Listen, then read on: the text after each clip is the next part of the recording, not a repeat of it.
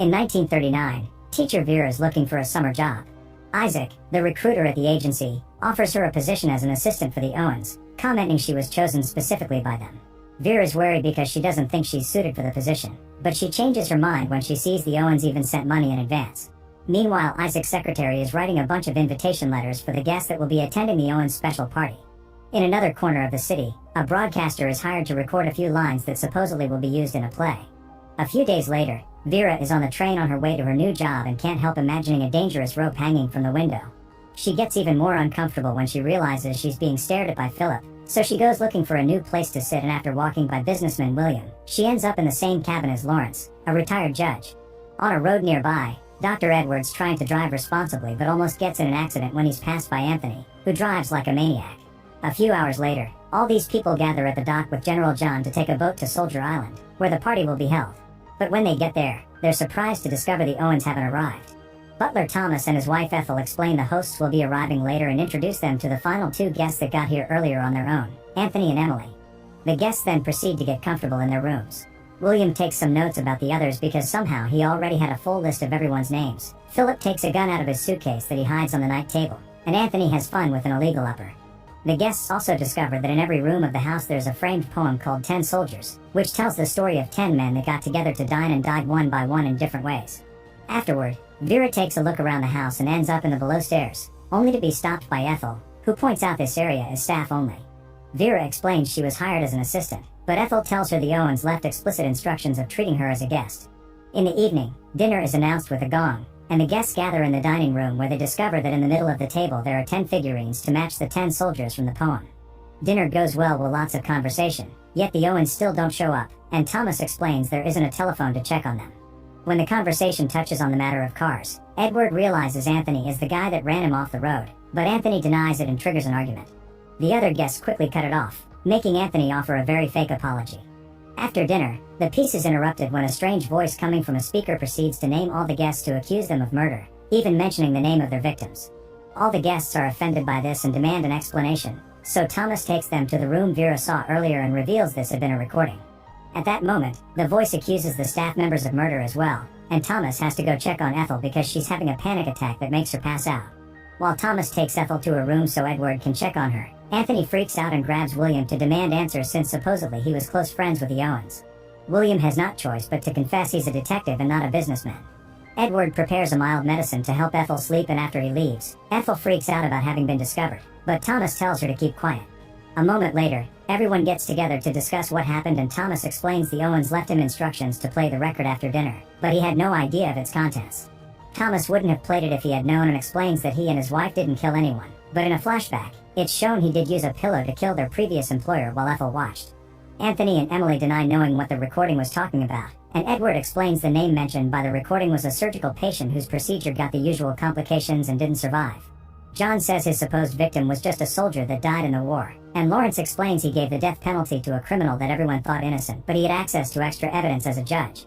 William's man drowned in his own puke while in jail, and Vera worked as a governess for a little kid that sneaked off and drowned in the sea when he wasn't supposed to swim. All these were clearly accidents, but Philip doesn't deny his own case and admits he did kill 21 men in Africa. Everyone else calls him a monster, but Philip points out he was on a job and wasn't any different from regular soldiers. This prompts Anthony to suddenly remember the names. They were two kids that were playing in the dark and he accidentally ran over them with his car. However, in his memory, it's clear that it was daytime and he was just driving like a maniac. After telling his story, Anthony takes another sip of his drink and suddenly begins choking. The other guests carefully lower him on the floor, but when Edward checks on him, he confirms Anthony's already dead. The men take the body to Anthony's room and find the illegal uppers, but William forbids them from hiding them because this is now a police investigation. Afterward, everyone agrees to go to bed and leave in the morning. Ethel continues to have nightmares about the night of the crime, but her dreaming is interrupted by a mysterious knock on the door. Edward also spends the night having nightmares about the operation that went wrong, filled with blood and guilt. He's suddenly woken up in the morning by Thomas, who wants him to check on his wife. Unfortunately, by the time Edward gets there, he can only confirm Ethel has been dead for a few hours. Meanwhile, Philip decides he'll go to breakfast with his gun just in case. When he leaves his room, he finds William looking at Anthony's body and making an important discovery. Anthony's mouth smells of cyanide. Edward bumps into Vera, who brings him to the dining room to show him that now there are only 8 figurines on the table. Edward doesn't take her seriously, and after he leaves, Vera has a vision of her old employer Olivia that reminds her of the day she lost the kid. She, Olivia, and the child Cyril were having a nice day on the beach, and Olivia had to scold Cyril for wanting to swim when he wasn't strong enough to do it. Later they were joined by Cyril's uncle Hugo, who Vera instantly fell in love with. A moment later, everyone has breakfast prepared by Thomas, and Vera insists on asking about the figurines, but the others swear they didn't touch them. Vera is still worried because Anthony's and Ethel's deaths match the lines of the poem, and she thinks healthy young men like Anthony don't die out of nowhere. She wonders why Edward brought medicines with him if he came for a party and not for work, prompting Edward to admit he was supposed to treat Mrs. Owen. Vera still thinks they should check his bag, and Edward finally gives in, but only after pointing out that then they should also check Lawrence's things because Edward saw him in the cancer ward in his clinic. Both suitcases are checked, but they only find mild medicine, nothing dangerous, and an offended Edward throws Vera's suitcase open in revenge. Afterward, Philip approaches Vera in private and explains he killed those men for diamonds before asking Vera about her own truth, but Vera sticks to her story. She loved the kid and almost drowned too trying to save him. Meanwhile, John's packing his things and remembering the day his friend Henry died. During the war, John found letters from his wife in Henry's jacket because they had been having an affair behind John's back. When he saw Henry again, John pretended everything was fine, but as soon as Henry turned around, John shot him. Downstairs, Philip's asking Thomas for more information, and Thomas explains he and his wife had been on the island for a week, but they never saw anyone except for the sailor that came with supplies. Philip thinks the Owens must be hiding somewhere on the island, and William agrees to go searching with him. While they look around together, William tells Philip about how his prisoner fell in his cell, but it's revealed that William had actually beaten the poor guy to death. John is also out for some fresh air, and when Vera checks on him, he confesses his wife died of influenza after the war and that he regrets not letting her be happy. He also thinks the boat won't come and that they're stuck here. After Vera leaves, John has a vision of Henry haunting him. In the house, a drunk Edward joins Philip and William on their search. They hear a noise coming from Anthony's room and Philip rushes in with his gun out, but it's only Thomas, who was looking for a camp bed that was stored in that room because he doesn't want to sleep next to his wife's body. Unlike the guests, he isn't allowed to leave when the boat comes. In the meantime, Vera helps Emily with her wool and gets to hear her story, which she hadn't wanted to share in front of the men. Emily had hired a foundling girl as her maid and taught her all she knew, but the girl got into trouble and Emily refused to help her, so the girl ended things for herself. After Vera goes inside for some tea, Emily notices there's a storm coming, but the birds are actually strange. When she comes closer to check, she discovers the birds are flying above John, who is now dead. A moment later, the men bring John's body inside, and William confirms this is without a doubt murder. Vera checks the figurines again and notices another one went missing. Remembering how she failed to save Cyril and scared by all these deaths, Vera goes to the beach to end things, but Lawrence stops her and brings her back into the house. The guests have a meeting to discuss things and start by asking Philip about his gun. He explains he wasn't invited here. He had also been hired by Isaac under Owen's orders, who paid him well for coming as a mercenary ready to act if necessary. Lawrence came because he was told a friend of his was going to be here. Emily came because Mrs. Owen had been interested in her work on education. William was told someone would come under false pretenses and a cop would be needed, so Owen supplied a list of guests, and Edward came as a doctor for Mrs. Owen. However, everyone got these invites through letters and never got to meet the Owens. At that moment, Lawrence realizes that the initials that signed the letters were UN Owen, which sounds like unknown. Lawrence thinks this is a riddle and the killer is one of them. Meanwhile, Thomas discovers there are some liver and kidneys missing from the fridge. The boat never comes, so when night falls, everyone goes to sleep and locks their doors. Emily prays for protection and gets terrified when she has a vision of her maid appearing next to her. The next morning, Edward desperately hits the gong downstairs to make everyone wake up because he found Thomas dead. The killer had used an axe, once again matching the poem and proving Vera right. While Philip and William take the body to his room, Vera makes coffee, but Emily doesn't drink it because she can't trust it. Edward approaches Lawrence in private and after apologizing for telling everyone about his illness, he asks him for an alliance, which Lawrence accepts. Sometime later, Vera's walking through the house when she sees something that shocks her and makes her check on the figurines, confirming another one's missing. She then hits the gong to call for everyone and show them Emily's also dead. The killer used a knitting needle to imitate the bee's sting from the poem. After taking Emily's body to her bed, Philip returns to his room, only to discover his gun's gone. He calls for a meeting and points out he had locked his room, which means someone must have a master key. An argument begins as they start accusing each other of being the killer, and the tension only goes away when William offers as an alibi that he had been constipated in the bathroom. Afterward, they search every room for the gun, and they even undress to only wear a towel or a robe in order to avoid hiding anything in their clothes. Vera changes into the swimming suit she had been wearing the day Cyril died, which makes her remember how Cyril had wanted her to marry Hugo and be his aunt. When she looks at herself in the mirror, Vera finally notices that there's a strange hook on her ceiling. Later, when Vera sees Philip in just a towel, she decides to undo her robe as a silent method of flirting, and they agree to start calling each other by their first names, unaware that Edward's watching them. All the bedrooms are clear, So the group begins searching the rest of the house, but they don't find anything. For dinner, they eat directly from the cans to make sure nothing is poisoned while the camera reveals the gun and the key are hidden inside a bare rug. Later while they drink, Vera keeps thinking about Cyril and a conversation she had with his mother.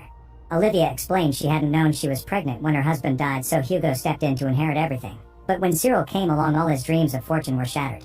Vera decides she wants to make some tea and everyone goes with her to the kitchen for safety. The men take the chance to ask Lawrence about all the death penalties he's given, and Lawrence admits he went to see every criminal die because it was his responsibility. The recording had accused him of killing Seaton, who the news thought was innocent, but Lawrence had been given Seaton's diaries where he wrote all the dirty things he did. Seaton had been different because he refused the hood in order to look Lawrence in the eye while he died, and that look still haunts Lawrence. Hearing the word haunt makes Vera see Cyril standing nearby, but also makes her remember getting frisky with Hugo on the beach. Afterward, Lawrence goes to the living room to read and Vera returns to her bedroom. While she's washing her face, Cyril appears behind her, and suddenly a hand appears on the sink and tries to kill her. As memories of Cyril's death flood her mind, Philip and Edward come to the room to find her on the floor, explaining she had had a panic attack. She turns down the brandy that William brings her because she's suspicious, so Philip goes looking for a closed bottle. The group begins to drink and discuss the weird hook in Vera's bedroom, but they suddenly realize Lawrence didn't come when Vera screamed. They rush downstairs and discover Lawrence has been shot in his reading chair, just like the poem says. The body is taken to the corresponding bedroom, and while everyone argues over accusations, Vera finds another figurine gone. The group hates the fact they can wait to die, so they decide to throw a party where they get drunk and consume Anthony's illegal uppers while listening to the recording with the accusations. Philip and Vera get very close while dancing, and Edward tells William about his suspicions of the young couple working together. Philip promises Vera that he'll protect her, and when it's time for everyone to go to bed, Philip follows Vera to her room so they can spend the night getting busy. Meanwhile, William thinks about the night his prisoner died. The poor boy had been accused of watching other men inappropriately in a public bathroom, and William tries to imagine himself letting the guy go, but even in his imagination he ends up killing the guy. At that moment, William hears a noise and leaves the room to discover Edward running downstairs, so he goes to pick Philip up to go after him together. Vera is left alone in the room and begins thinking about the past again. While she was in the hospital after she almost drowned trying to save Cyril, she was visited by Hugo, who acted very cold toward her. He informed her she was fired because there wasn't a kid for her to watch anymore, but he left her some money and refused to see her again. Sometime later, Philip and William return without having found Edward, but Philip does find his gun just lying on his bed and another figurine goes missing. Vera remembers that the next death is by a red herring and thinks Edward's still alive, especially since the party had been his idea. William begins wondering if they're all already dead and this is hell, finally admitting he did kill his prisoner, and Philip has to calm him down. Afterward, William begins looking for Edward, only to suddenly see a huge bear coming after him. Philip and Vera go to the cliff with the intention to start a big fire that could get a boat's attention, but they realize William didn't come with them. They return to the house and find William dead under the bear rug, matching the zoo bear from the poem. Now there are only 2 figurines left on the table. Then Philip and Vera return to the cliff, noticing something on the rocks now that the tide has lowered. It turns out to be Edward, who is also dead. Vera asks Philip to move the body, but as soon as he turns around, Vera steals the gun from his pocket, thinking he's the killer. Philip tries to take the gun from her, and in the struggle, his shoulder's shot. Vera then shoots all the remaining bullets until he's dead. As Vera goes through a breakdown, she remembers the day she testified in court about Cyril's death being an accident. She explained that she ran as fast as she can to save Cyril yet didn't make it in time, and everyone believed her except Hugo. When they talked in private, Hugo pointed out he saw her run while playing games and she was very fast, thus he believed she slowed herself down to let Cyril die. Vera denied it, but in her memory, it's revealed Cyril didn't sneak off. Vera told him to go swimming and she did slow down on purpose so Hugo could inherit the money. At that moment, Vera sees Cyril again, who takes her back to the house to show her the hook in her bedroom now has a rope. Vera gets in the chair and decides to end things like in the poem, only to change her mind when she sees the door open and Lawrence comes in. In her shock, she accidentally kicks the chair, so she tries her best to stay up while barely breathing and hearing what Lawrence has to say. It turns out the Owens don't exist, and everything had been a plan by Lawrence to get justice for all the people the guests killed. He had faked his own death using the liver and kidneys he stole from the fridge, and everyone believed the doctor when he confirmed it, but Edward had lied for the sake of their alliance. Lawrence explained Seaton's diaries weren't made public because they were too disturbing, but they woke something in Lawrence, and when Seaton looked at him when he died, Lawrence finally understood they were the same. Lawrence's tumor never got better and he's planning to use the gun to match his own death with the poem. That way the police will find 10 bodies but no murderer because they'll be chasing after the non-existent Owens. Vera tells him there aren't any bullets left for him, so they should lie together and tell the police Philip killed them all. However, Lawrence moves the chair and finally kills Vera as he reveals he still has the bullet he took from the gun to fake his own death. Afterward, Lawrence goes to the dining room and puts the 10 figurines together again. He prepares the chairs and drinks to make it look like he had company, then uses the gun to finish the plan exactly like the poem. Make sure to subscribe and turn on notifications so you can watch more videos like this. Thanks for watching.